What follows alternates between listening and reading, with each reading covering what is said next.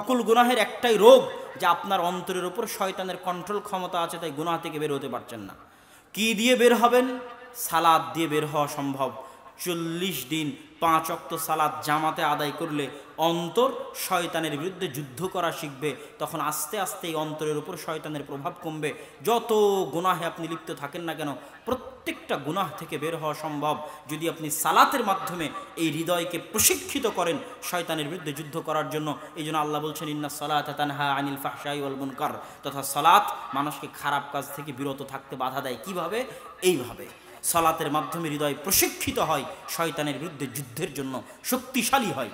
তখন সকল গুনাহ করা অতটা সহজ হয় না, কঠিন হয়ে যায়। চিন্তা ভাবনা করে শয়তান বলল আর আপনি শুনলেন, এরকম তখন হয় না। আপনি তখন চিন্তা ভাবনা করবেন এটা করা আমার ঠিক কিনা, কেননা তখন হালকা হলেও আপনার হৃদয়ের উপর নিজের কন্ট্রোল ক্ষমতা আছে। আর যতক্ষণ সালাত আদায় করেননি, অন্তত 40 দিন টানা 5 ওয়াক্ত সালাত মসজিদে আদায় করেননি, ততক্ষণ আপনার হৃদয়ের উপর আপনার কোনো কন্ট্রোল ক্ষমতা নেই। সম্মানিত উপস্থিতি, এই জন্য ইসলামের যত হুকুম আহকাম আছে, প্রত্যেকটা হুকুম আহকাম শয়তানের বিরুদ্ধে প্রয়োগ করা হয়েছে। আমি কিছুক্ষণ পর আপনাদের দেখাবো। তার আগে তৃতীয় উপায়ে চলে যাই, শয়তানের কন্ট্রোল থেকে নিজের নফসকে বের করার তৃতীয় উপায়। এই তৃতীয় উপায় বলতে গিয়ে ইবনুল কাইয়িম রাহিমাহুল্লাহ বলছেন, মানুষের হৃদয়কে কন্ট্রোল করার জন্য, ধ্বংস করার জন্য, জাহান্নামে নিয়ে যাওয়ার জন্য এই গোটা বডির মধ্যে 3টে ভয়ঙ্কর অস্ত্র আছে শয়তানের। 3টে ভয়ঙ্করতম অস্ত্র আছে, যে অস্ত্র দিয়ে শয়তান হামলা করে মানুষের হৃদয়ের উপর। হামলা শব্দ ব্যবহার করেছেন ইবনুল কাইয়িম, অস্ত্র শব্দ ব্যবহার করেছেন ইবনুল কাইয়িম। যে 3টা ভয়ঙ্কর অস্ত্র আছে আমাদের এই বডির মধ্যে, যেই 3টা ভয়ঙ্কর অস্ত্র দিয়ে শয়তান আমাদের নফসের উপর আক্রমণ করে। এক, সবচেয়ে ভয়ঙ্কর অস্ত্র, সবচেয়ে খাতারনাক অস্ত্র, সবচেয়ে ভয়াবহ অস্ত্র, যেই অস্ত্র দিয়ে এক ক্লিকে মানুষকে সবচেয়ে সহজ উপায়ে জাহান্নামে নিয়ে যাওয়া যায়। 1 সেকেন্ডে, চোখের পলকে জাহান্নাম, একদম চোখের পলক পড়া মাত্র জাহান্নাম। শয়তান খালি ক্লিক করবে, জাহান্নামে চলে যাবে, মানুষ বুঝতেও পারবে না জাহান্নামে চলে গেছে। এত সিম্পল, এত সহজভাবে আর কোনো ভয়ঙ্কর অস্ত্র এই বডিতে নাই, যে অস্ত্র দিয়ে শয়তান মানুষকে চোখের পলকে একটা সিম্পল ক্লিকে জাহান্নামে নিয়ে যেতে পারে। সে অস্ত্রটা হচ্ছে জিহ্বা। সেটা কি বলেন তো?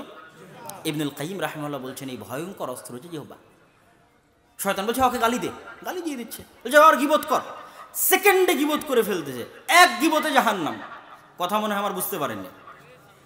বলছে আর ওকে অপবাদ দে, এক অপবাদে জাহান্নাম। 1 সেকেন্ড লাগলো মাত্র বলতে, বলা মাত্র জাহান্নাম।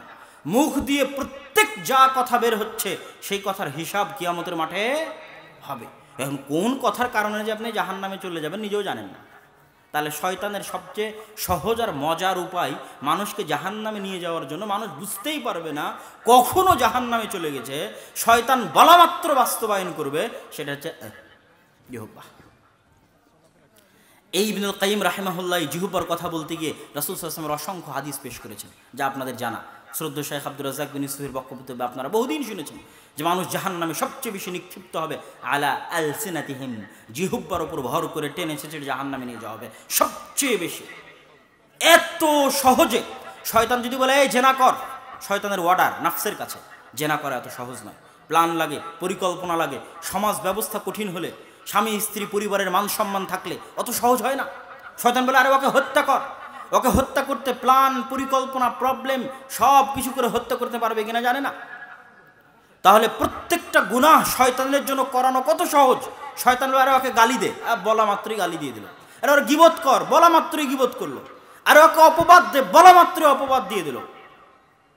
তাহলে শয়তানের সবচেয়ে সহজে কাবুতে নিয়ে আসতে পারে মানুষের নফসকে, আর চোখের পলকে ফাট করে মানুষকে কল্পনার জগতে নিয়ে গিয়ে জাহান্নামে 1 সেকেন্ডে, সেটা হচ্ছে জিহ্বা।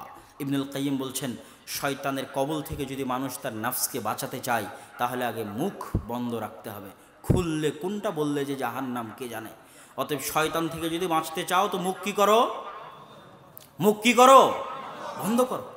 আর যদি জিহ্বা খোলে, এটা ভয়ঙ্কর অস্ত্র, এটা খুব ভয়ঙ্কর। যদি খোলে তাহলে যেন এটা বলে খোলে আল্লাহু আকবার, সুবহানাল্লাহ, আলহামদুলিল্লাহ, লা ইলাহা ইল্লাল্লাহ। রাসূল সাল্লাল্লাহু আলাইহি ওয়াসাল্লাম বলেছেন, পৃথিবীর সবচেয়ে দামি সম্পদ এই অস্ত্র দিয়ে যেমন জাহান্নামের চাবি ফাট করে খুলে যাবে, ঠিক এই অস্ত্র দিয়ে জান্নাতে যাওয়া সহজ। লিসানুন যাকির, যেই জিহ্বা ক্ষণে ক্ষণে আল্লাহকে স্মরণ করে। আল্লাহু আকবার। তাহলে এই অস্ত্রটা যেমন শয়তানের জন্য সবচেয়ে কাজের, ঠিক এই অস্ত্রটা আমার এবং আপনার জন্য সবচেয়ে কাজের। কি করতে হবে? আগে মুখ বন্ধ। বাপরে বাপ, কোনটা যে শয়তান বলিয়ে নেয় আর কোনটা বলে যে 1 সেকেন্ডে জাহান্নামে নিয়ে চলে যাবে আল্লাহ ভালো জানে। অতএব কন্ট্রোল ক্ষমতা, মানুষের সবচেয়ে দুর্বল কন্ট্রোল ক্ষমতা আছে তার জিহ্বার উপর। এই জন্য আগে জিহ্বার উপর কন্ট্রোল ক্ষমতা প্রতিষ্ঠা করো মানুষ। শয়তান সবচেয়ে বেশি মানুষকে জাহান্নামে নিয়ে যায় এটা দিয়ে। অতএব এটার উপর আগে কন্ট্রোল ক্ষমতা প্রতিষ্ঠা করো, বন্ধ করে দাও, শয়তানকে অচল করে দাও, শয়তানের এই অস্ত্রকে ভোতা করে দাও। মুখ খোলার দরকার নাই, খুললেই সুবহানাল্লাহ, আলহামদুলিল্লাহ, লা ইলাহা ইল্লাল্লাহ, আল্লাহু আকবার। এবার ইবনুল কাইয়িম রাহিমাহুল্লাহ বলছেন, এই একে তো জিহ্বা বন্ধ করে দিলাম, কেন জিহ্বা শয়তানের সবচেয়ে বড় অস্ত্র। 2, এই জিহ্বাকে এবার বিপরীতভাবে কাজে লাগাতে হবে। সেটা হচ্ছে লিসানুন যাকির, আল্লাহর স্মরণ। ধাপে ধাপে আল্লাহর স্মরণ, পদক্ষেপে পদক্ষেপে আল্লাহর স্মরণ। এবার ধাপে ধাপে আল্লাহর স্মরণের বর্ণনা স্বয়ং রাসূল সাল্লাল্লাহু আলাইহি ওয়াসাল্লাম ইসলামে দিয়েছে। আইনে রাসূল দোয়া অধ্যায় বই যদি আপনাদের বাসায় থাকে, না থাকলে আজকে যদি কিনা সম্ভব না হলে আপনাদের মোবাইলে দোয়া অধ্যায় অ্যাপস, আইনে রাসূল দোয়া অধ্যায় প্লে স্টোরে গিয়ে দোয়া অধ্যায় অ্যাপস যদি ইনস্টল করেন, সেখানে আইনে রাসূল দোয়া অধ্যায় বই যত দোয়া দেওয়া আছে বা কোরআন এবং হাদিসে যত দোয়া আছে, প্রত্যেকটা দোয়া শয়তানের বিরুদ্ধে। কার বিরুদ্ধে? শয়তানের বিরুদ্ধে। এটা ইবনুল কাইয়িম রাহিমাহুল্লাহ একের পর এক প্রমাণ পেশ করছেন। যেমন রাসূল সাল্লাল্লাহু আলাইহি ওয়াসাল্লাম বলেছেন, ইযা দাখালা আহাদুকুম ফি বাইতিহি ওয়া লাম ইয়াযকুর ইসমাল্লাহ, যখন তোমাদের কেউ বাড়িতে প্রবেশ করে তখন সে যেন বলে আসসালামু আলাইকুম। আসসালামু আলাইকুম যদি বলে, শয়তান বলবে লা মাবিতা লাকুম ওয়া লা আশা লাকুম, এই তোমাদের এই বাড়িতে থাকার জায়গা নেই, খাওয়ার জায়গা নেই, পালাও। আর যদি আসসালামু আলাইকুম না বলে, বলবে এখানেই থাকো, এখানেই খাও। দিলাম সালাম, বিরুদ্ধে গেল কার? কার বিরুদ্ধে গেল? শয়তান। বলে যদি তোমাদের কেউ খেতে বসে, বলবে বিসমিল্লাহ, বিসমিল্লাহ বললে শয়তান খাবে না, না বললে শয়তান তার সাথে খাবে। বললাম বিসমিল্লাহ, গেল কার বিরুদ্ধে? শয়তানের। প্রত্যেকটা দোয়াকে রাসূল সাল্লাল্লাহু আলাইহি ওয়াসাল্লাম শয়তানের সাথে কানেক্ট করেছেন, শয়তানের সাথে রিলেট করেছেন। এখন প্রতিটা মানুষ যদি নিজের জীবনের ধাপে ধাপে, একে তো মুখ বন্ধ, মুখে কোনো কথা নেই, কিন্তু জীবনের প্রতিটা ধাপে ধাপে ও আল্লাহকে স্মরণ করছে। বাড়িতে ঢুকলে বলছে আসসালামু আলাইকুম ওয়া রাহমাতুল্লাহ, বাড়ি থেকে বের হলে বলছে আসসালামু আলাইকুম ওয়া রাহমাতুল্লাহ, বাড়ি থেকে বের হলে বলছে বিসমিল্লাহি তাওয়াক্কালতু আলাল্লাহ লা হাওলা ওয়ালা কুওয়াতা ইল্লা বিল্লাহ, বাথরুমে প্রবেশ করলে বলছে আল্লাহুম্মা ইন্না আউযু বিকা মিনাল খুবুসি ওয়াল খাবাইস, টয়লেট থেকে বের হলে বলছে গুফরানাকা, গাড়িতে উঠলে বলছে সুবহানাল্লাযী সাখখারা লানা হাযা ওয়া মা কুন্না লাহু মুকরিনিন ওয়া ইন্না ইলা রাব্বিনা লামুনকালিবুন। এইভাবে প্রতিটা ধাপে ধাপেও দোয়ার ব্যবহার করতেছে। তাহলে ওই ব্যক্তির গোটা শরীরের বাইরে শয়তানের বিরুদ্ধে এমন শক্তিশালী বর্ম, এমন শক্তিশালী বুজ্জ এবং দুর্গ তৈরি হয় যে পৃথিবীর কোনো শয়তানি শক্তি, অনেকগুলো শয়তানি শক্তি আছে, জাদু শয়তানি শক্তি, টোনা শয়তানি শক্তি, বদনজর শয়তানি শক্তি, শয়তানের ওয়াসওয়াসা শয়তানি শক্তি, পৃথিবীর কোনো শয়তানি শক্তি, কোনো জাদু, কোনো টোনা, কোনো বদনজর, কোনো কুদৃষ্টি, কোনো শয়তানের ওয়াসওয়াসা, কোনো কিছু এই বুজ্জ, এই দুর্গ ভেদ করে মানুষের শরীরে প্রবেশ করতে পারবে না। এই প্রত্যেকটা দোয়া হচ্ছে এরকম বিশাল অস্ত্র। দলিল, আরও দলিল পাবেন। রাসূল সাল্লাল্লাহু আলাইহি ওয়াসাল্লাম বলছেন, কেউ যদি রাতে ঘুমানোর সময় আয়াতুল কুরসি পাঠ করে, তাহলে তার পাশে একটা ফেরেশতা নিযুক্ত করা হয়, সকাল পর্যন্ত যেন শয়তান তার কোনো ক্ষতি না করতে পারে। আল্লাহু আকবার। তাহলে এই যে প্রতিটা দোয়া একটা দুর্গ তৈরি করে দিচ্ছে শরীরের বাইরে। এবং বড় বড় জাদুকররাও তাদের বক্তব্যের মধ্যে স্বীকার করেছেন, যেহেতু জাদু সত্য, তারা স্বীকার করেছেন যে যখন তারা জাদু করেন এবং ওই জাদু যদি কোনো 5 ওয়াক্ত সালাত আদায়কারী এবং সব সময় লিসানুন যাকির জিকির করে, এইরকম লিসান জিহ্বাওয়ালা মানুষের বিরুদ্ধে যদি জাদু হয়, তাহলে বাইরে এমন একটা অবয়ব দেখা যায়, এমন একটা অদৃশ্য কিছু থাকে যে জাদু তার পর্যন্ত পৌঁছতে পারে না, তার পর্যন্ত কাজ করতে পারে না, তার পর্যন্ত আক্রমণ করতে পারে না। এইভাবে কোনো বদনজর কোনো কিছুই কাজ করতে পারবে না। কেননা ইসলামের প্রতিটা দোয়া এইভাবে শয়তানের বিরুদ্ধে সাজানো আছে। যখন ছোট বাচ্চাকে কোলে নিচ্ছেন তখন কি বলতে হবে? আউযু বিকালিমাতিল্লাহি তাম্মা মিন কুল্লি শাইতান ওয়া হাম্মা ওয়া মিন কুল্লি আইনিন লাম্মা। অন্য আলতু ফালতু কথা বাদ দিয়ে, আদর যত্নের অসংখ্য কথা বাদ দিয়ে আগে এই দোয়া পড়তে হবে। এটার মাধ্যমে আপনার ছোট বাচ্চাকে আপনি শয়তানের কবল থেকে পরিত্রাণ চাচ্ছেন। নাস, ফালাক, ইখলাস শয়তানের কবল থেকে পরিত্রাণ চাচ্ছেন। আয়াতুল কুরসি, সূরা ফাতিহা, সূরা বাকারার শেষ 2 আয়াত শয়তানের কবল থেকে পরিত্রাণ চাচ্ছেন। সম্মানিত উপস্থিতি, এই সকল আলোচনার সারমর্ম হচ্ছে যে শয়তানের সবচেয়ে ভয়ঙ্কর অস্ত্র জিহব্বা, জিহব্বা বন্ধ, শয়তানকে অচল করে দিলাম, এবার জিহব্বা কাজে লাগিয়ে জান্নাতের দরজা খুলব। লিসানুন জাকের, জিহব্বাকে আল্লাহর কথা স্মরণকারী করতে হবে প্রতি ধাপে ধাপে, প্রতি পদক্ষেপে। সম্মানিত উপস্থিতি, বক্তব্যের শেষের দিকে মানুষের হৃদয়ের আরও ভয়ঙ্কর অসুস্থতা আছে এবং ভয়ঙ্কর রোগ আছে। সেই ভয়ঙ্কর অসুস্থতা এবং রোগগুলো হচ্ছে লোভ, লালসা, অহংকার, হিংসা, বিদ্বেষ, রাগ। যে মানুষ প্রচণ্ড রাগী ও অসুস্থ, মানসিকভাবে অসুস্থ। যে মানুষ প্রচণ্ড হিংসুটে ও মানসিকভাবে অসুস্থ। যে মানুষ প্রচণ্ড বিদ্বেষী, ওর হৃদয় মানসিকভাবে অসুস্থ, অন্তর অসুস্থ। এবং আল্লাহ কোরআনে বলেছেন ফি কুলুবিহিম মারাজ, মানুষের হৃদয় অসুস্থ হয়। এর কথাটা আল্লাহ সুবহানাহু ওয়া তাআলা কোরআনে স্বীকার করেছেন। যারা মুনাফিক তাদের হৃদয় অসুস্থ, তাহলে যারা অহংকারী তাদের হৃদয় অসুস্থ। এই যে হৃদয়ের অসুস্থতাগুলো, এগুলো থেকে আমরা কিভাবে বাঁচব? এই হৃদয়ের অসুস্থতাগুলো নিয়ে কি জান্নাতে যাওয়া সম্ভব?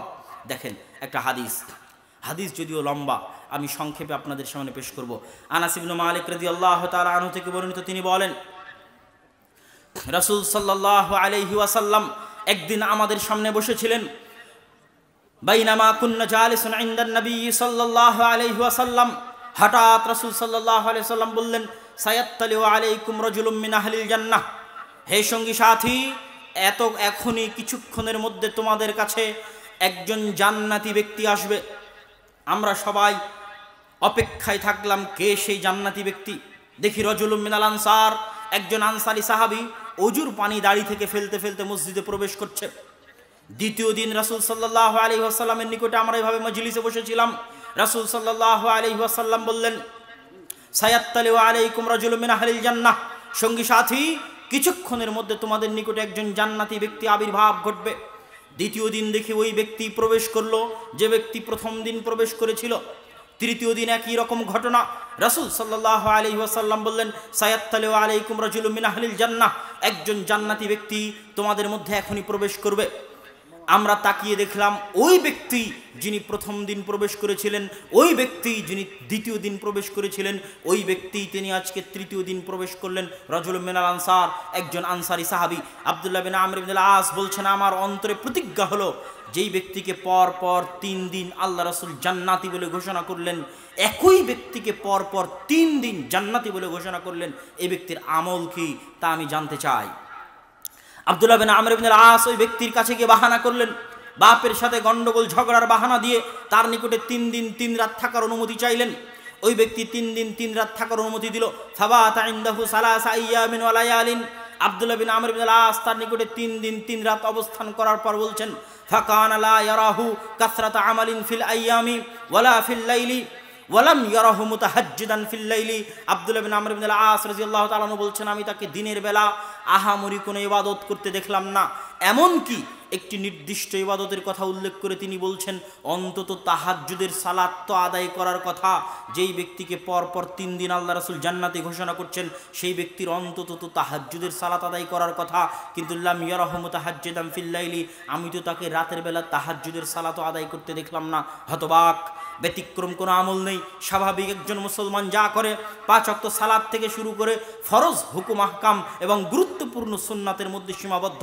অতিরিক্ত কোনো ইবাদত, অতিরিক্ত কোনো সিয়াম, অতিরিক্ত কোনো নফল সালাত, অতিরিক্ত কোনো কোরআন তেলাওয়াত, কোনো অতিরিক্ত ইবাদত দেখলাম না। আমি ফিরার সময় তাকে সব ঘটনা খুলে বললাম, এসেছিলাম এই জন্য, আল্লাহ রাসূল আপনার বিষয়ে এটা বলেছেন, 3 দিন 3 রাত থাকার পর কিছু খুঁজে পেলাম না। আপনি কি জানেন এরকম কোনো আমল আপনার আছে কিনা? আমি ভাবার্থ আপনাদের সামনে পেশ করছি। তখন সেই সাহাবী বললেন, না, আমার তো এরকম কোনো আমল জানা নেই। তখন আব্দুল্লাহ বিন আমর ইবনে আস বিদায় নিচ্ছেন, সাহাবীও বিদায় দিচ্ছে। এমত অবস্থায় আনসারী সাহাবী বলছেন, শোনো শোনো শোনো, একটা আমল হতে পারে, আমি জানি না, আল্লাহু আলাম। সেটা হচ্ছে, আমি প্রতিদিন ঘুমানোর সময়, যখনই আমি প্রতিদিন বিছানায় যাই, ঘুমাতে যাই, সারা দিন পৃথিবীর যত মানুষজনের সাথে, আত্মীয় স্বজন, পিতা পুত্র, স্ত্রী কন্যা, ভাই বোন, কর্মচারী, লেবার মিস্ত্রি, দোকানপাট, ব্যবসা বাণিজ্য, ব্যাংক ব্যালেন্স, কেউ আমার ক্ষতি করেছে, কেউ আমার বিরুদ্ধে ষড়যন্ত্র করছে, আমি কারো উপর রাগান্বিত হয়েছি, কেউ আমার অফিসের কোনো জিনিস নষ্ট করেছে, আমি ক্ষিপ্ত হয়ে গেছি, কারো ছাগল আমার জমির ধান খেয়ে ফেলেছে, আমি রাগান্বিত হয়ে গেছি, কারো বিরুদ্ধে হিংসা করেছি, কারো বিরুদ্ধে বিদ্বেষ করেছি, সারা দিন দুনিয়ার প্রত্যেক মানুষের সাথে যা যা করেছি, স্ত্রী থেকে শুরু করে, কন্যা থেকে শুরু করে, হয়তো বউয়ের উপর রাগ করে আছি, বাপের উপর রাগ করে আছি, ছেলের উপর রাগ করে আছি। যখনই বিছানায় ঘুমাতে যাই প্রতিদিন পৃথিবীর সকল মানুষকে আমার জানি মানি শত্রু, যে আমি জানি যে আমার ভয়ঙ্কর শত্রু, আমার বিরুদ্ধে ষড়যন্ত্রে লিপ্ত আছে, রাত দিন আমার বিরুদ্ধে ষড়যন্ত্র করছে, ওরকম জানি মানি শত্রু যার উপর আমি ক্ষিপ্ত হয়ে আছি, রাগান্বিত হয়ে আছি, প্রত্যেক মানুষকে নিঃস্বার্থভাবে আল্লাহর হস্তে ক্ষমা করে দিয়ে প্রশান্ত হৃদয়ে, পরিষ্কার পরিচ্ছন্ন স্বচ্ছ হৃদয়ে আমি বিছানায় ঘুমাতে যাই। প্রতিদিন যখন ঘুমাতে যাই তখন পৃথিবীর কোনো মানুষের প্রতি আমার কোনো রাগ, পৃথিবীর কোনো মানুষের প্রতি আমার কোনো হিংসা, পৃথিবীর কোনো মানুষের প্রতি আমার কোনো ক্ষোভ, পৃথিবীর কোনো মানুষের প্রতি আমার কোনো বিদ্বেষ, এরকম কিছু সামান্যতম আমার হৃদয়ে রেখে আমি ঘুমাই না। পরিপূর্ণ হৃদয়ে দুনিয়ার সকল মানুষকে আল্লাহর হস্তে নিঃস্বার্থভাবে ক্ষমা করে দিয়ে ঘুমাতে যাই। আব্দুল্লাহ বিন আমর ইবনে আস বলছেন, এটাই সেটা যেটার জন্য আপনি দুনিয়াতে পর পর 3 দিন আল্লাহ রাসূল কর্তৃক জান্নাতের সুসংবাদ পেয়েছেন। আল্লাহু আকবার।